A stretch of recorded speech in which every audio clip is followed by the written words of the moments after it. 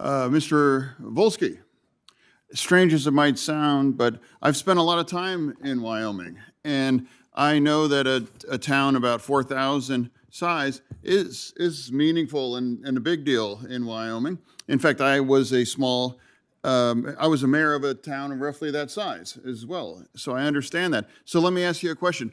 Do you have leaky roofs in Wyoming? Yes, I'd say there's leaky roofs across the state. Do furnaces break down? Unfortunately, the mechanics also break down in Wyoming, correct? Oh, yeah. Well, we need to confirm. Mr. Ergot, do roofs leak in Pennsylvania? Senator, many roofs leak in Pennsylvania, yes. And furnaces, do they break down? Often, yeah. Well, that's and in my community in Western Pennsylvania, they do, and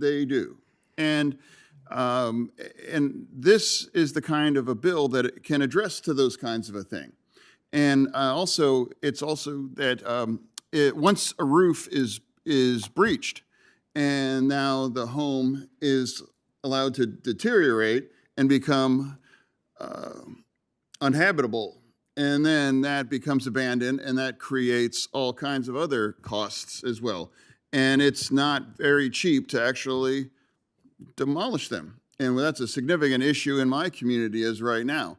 For every abandoned home, that becomes a $20,000 to $25,000 IOU to a demolish. And that's one less home for someone to live in. And this is the kind of bill that can address that with the kind of flexibilities of that. Have any of you, when you are providing some kind of service, did you ever ask them, who are you voting for, or what are your political beliefs are? No. So it's really agnostic to politics or red or blue counties. It's just something for all of us, for Americans, that they have these kinds of very common issues, and it allows them that typically skew more elderly, and they just want to remain in dignity and this kind of security of living in their home. Is that accurate? Seems pretty reasonable as well. And also, when you often deal with the government, things can be less inefficient then. But this is the kind of flexibility that allows those things to direct directly as well. Is that accurate? Flexibility can be helpful in that, right? And it addressed these very specific kinds of a thing. And it is undeniable that making someone's bathroom more comfortable or usable means, or bars and things, that's helpful.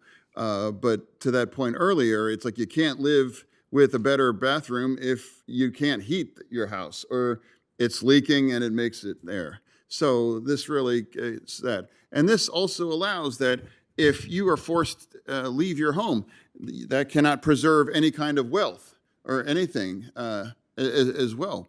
So this undermines a lot of different things as well.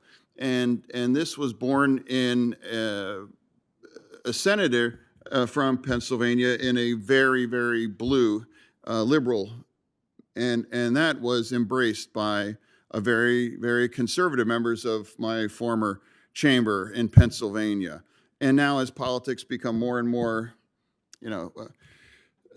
divisive and everything, it's encouraging to have something like this. We can come together and acknowledge that we want to serve everyone, and allows them to provide elderly to live in dignity, and to preserve our housing stock, and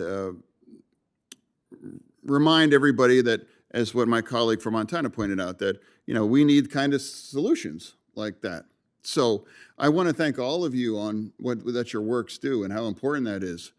Small town where I live in right now, regardless of where in this nation, this is the kind of bill that can address that and allow people to live in dignity and to preserve our housing stock in a nation that is now faced with a significant housing crisis.